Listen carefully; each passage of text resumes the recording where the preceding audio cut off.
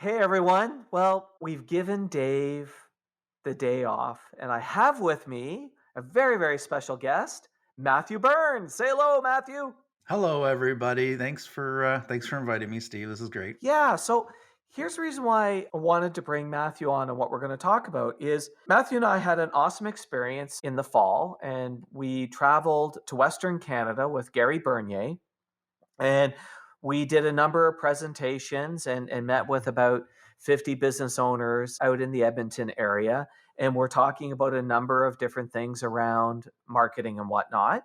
And one of the areas that Matthew presented that people really had a lot of engagement around was this whole idea of building of trust, and specifically the role that social media can do around building of trust. And the part that I loved the most was sort of how you started that whole conversation, that whole idea that we talk about in terms of the trust conundrum.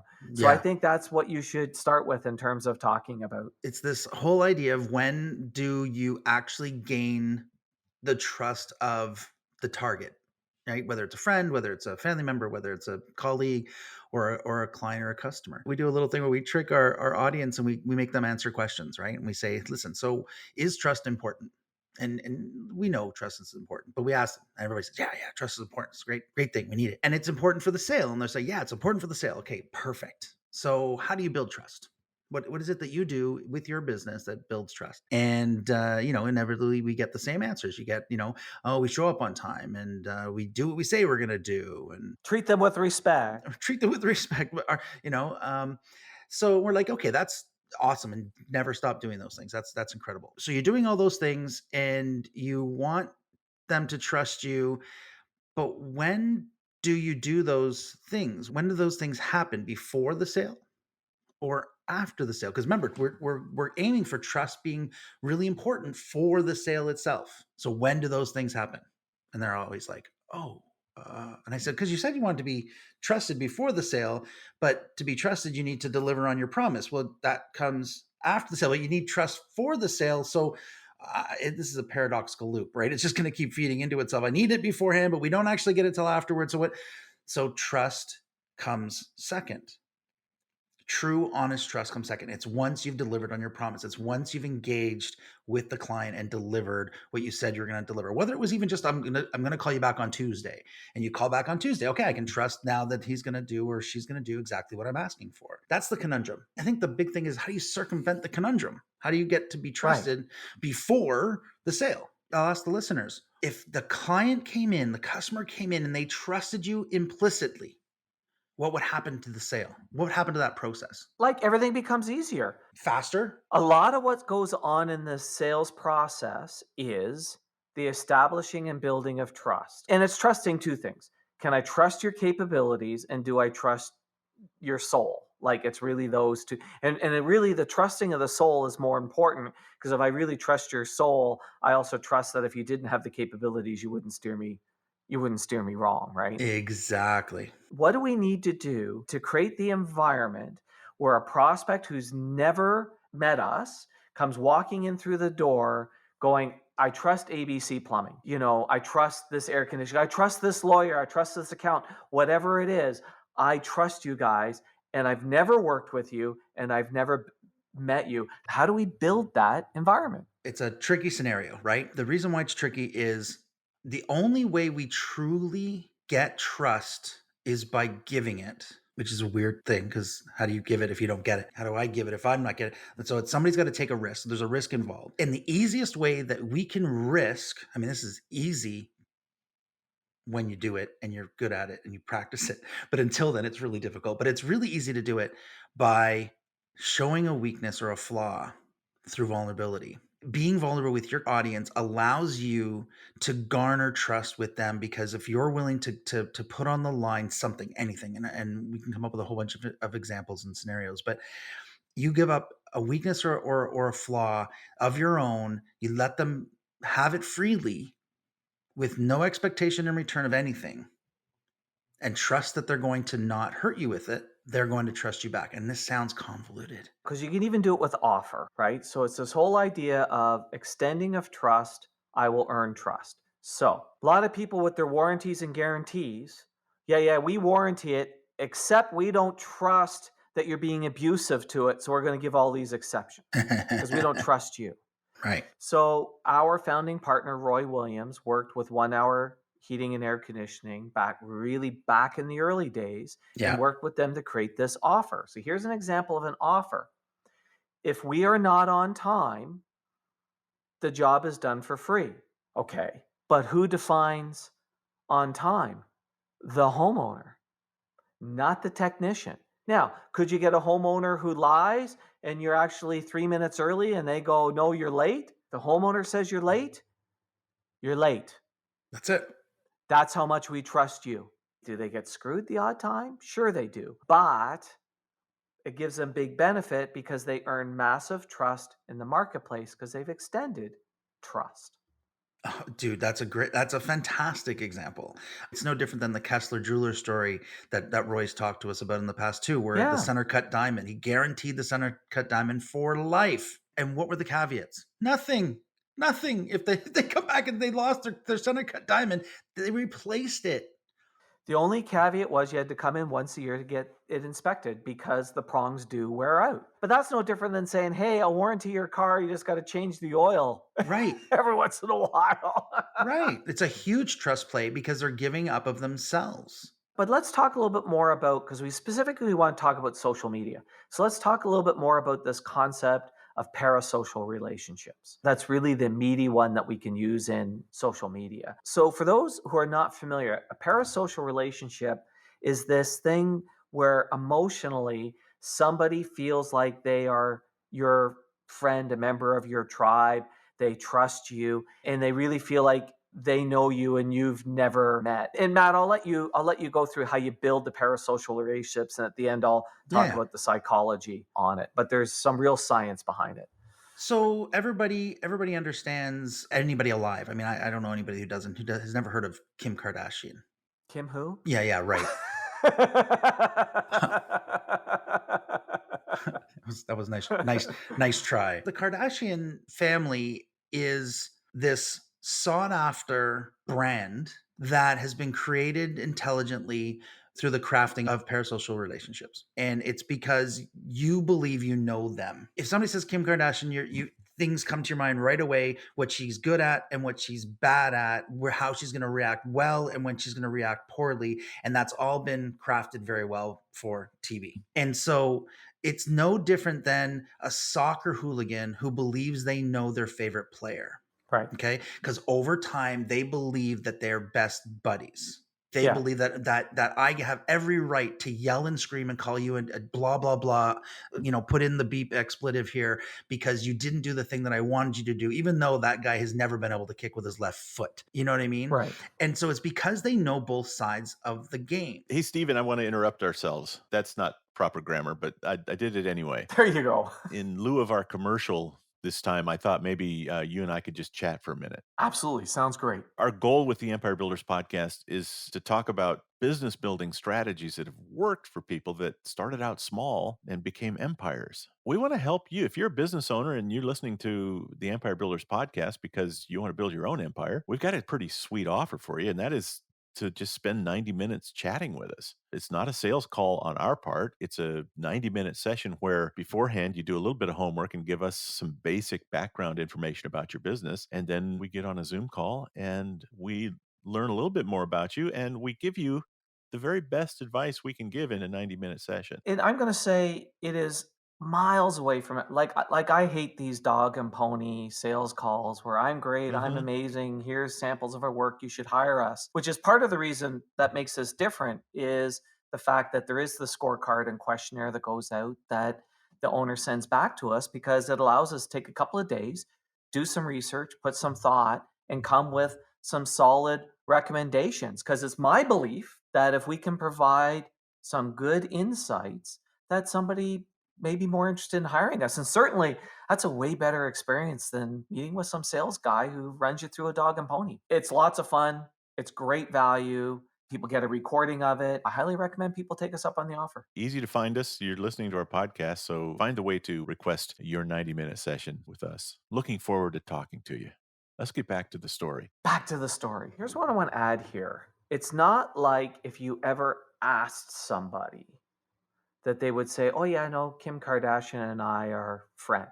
So this is happening at a deep subconscious level, but it's a real thing. It's a real thing that's been studied by social psychologists. So I just wanted to add that. No, and I'm glad you did because that's a very crucial point. The whole idea here is that what we know. I mean, you think about the person you trust most in the world, right? I mean, that like that's let's put it to that test for the listeners. Think about the person you trust most, and think about five good things you know about them, right? There five good qualities. They're trustworthy. They're trustworthy. That's funny. They show up on time. They'll help you out when you need to move. They never ask for anything in return. Like all the good things that you know about them. They serve the best whiskey. They serve the best whiskey. Thank you, Steve. Yeah, that was not a gratuitous, reach out for thank you, Steve. You serve the best whiskey. Yeah, but you know all these awesome things about them. Now, think about the person that you trust the most. And now I guarantee you can tell me the five things that they're not good at. They're often late. They complain about the mundane, like whatever those things are, but you know both the most awesome things about them and you also know their weaknesses and their flaws. But that means that you can trust them because you know them. So parasocial relationships are about getting to know somebody or have the feeling that you know them well enough that you can then determine an outcome. And if you can determine an outcome, pretend that you know the outcome or think that you know the outcome, you now have trust in the action and behavior. So if they say, I'm going to show up on time, but you know they never do, you can trust that they're going to be late. My best friend who's lactose intolerant, I can trust if he has Dairy Queen is going to make the room smell bad, right? I can trust those things. And that's a real form of trust. So how do we create that for a clientele base that don't know us yet? But let's explore one thing a little further before you go into this. Okay. So, parasocial relationships come from shared experiences, shared beliefs, shared weaknesses. Yes. Okay, those are the things. And the reason why they happen is for the history of mankind, other than really the last 20 years, Oh, yes, yes. is if I knew your kids' names, I knew that your kid has got this one learning disability, and I know what church you go to, and I know all of this stuff about you, it meant you were a member of my tribe. Yeah. You were a member of my tribe. You were a member of my community, which also means you knew me and we are friends. And the more open that you were and the more I knew about you, yes, the more we are in the same tribe, on the same side, and I trust you. Correct. And this happens because for millennia after millennia after millennia, the only people you knew these things about, you were in those relationships. So today, when you learn those things, guess what? All of this genetic stuff kicks in that says, hey, we're members of the same tribe. But we have an opportunity today to build that more than ever through the use of social media. So the Kardashians, for example, it drives us nuts. They share every freaking weakness. like to the degree where it's like, I can't believe she's sharing that again. But what they know is that's what builds those bonds. That's right. That's what makes it trustworthy. Right. Yeah. So now you're an RV dealer. What do you do on social media to build those bonds? Oh man, you got an awesome client there though. Steve's got a client that he sells used RVs, right? So we're not talking like, fresh from the manufacturer. He's got, RVs that have been used. And so, you think yourself as an RV dealer who's selling used RVs, what are you going to do? Well, I'm going to clean it all up. I'm going to repair everything. I'm going to patch it and I'm going to make it perfect. Then I'm going to tell everybody that's awesome, right? That's what you do. Not your client. Your client said, nah, you know what we're going to do? We're going to leave it exactly how it is.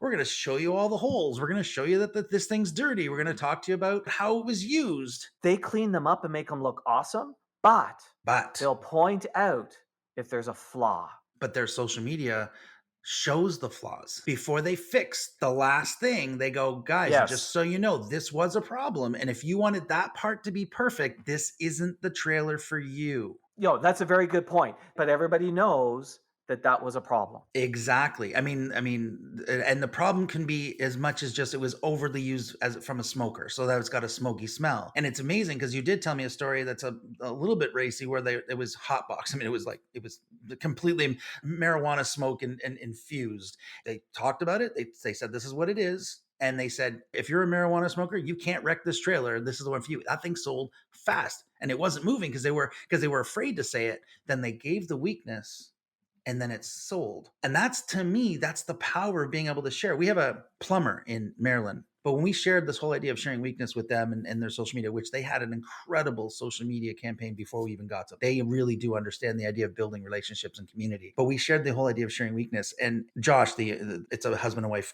ownership, and the husband, Josh says, he takes a picture of his wife when they're at the radio station recording their ads that we've written for them.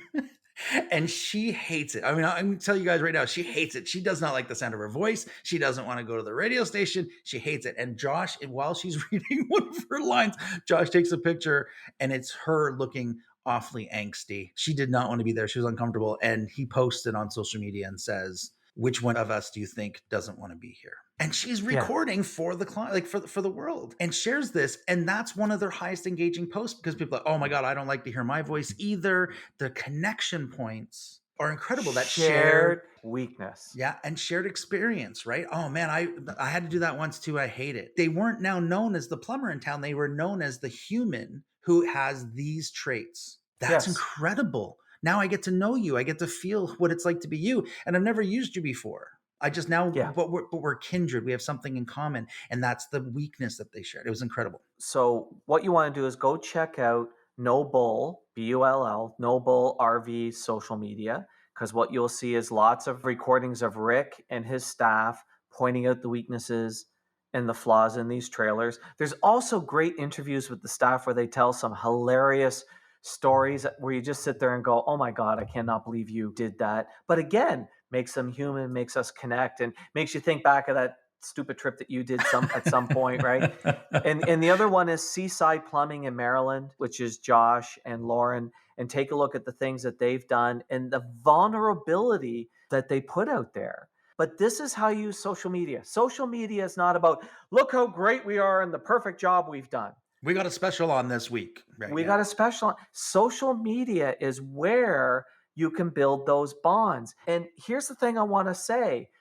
People today, they multi-channel their research. They go and they look at your Facebook. They go and look at your social media posts. They go and they look at your reviews. They go and they look at your website. They look at all of that stuff before coming in through the door.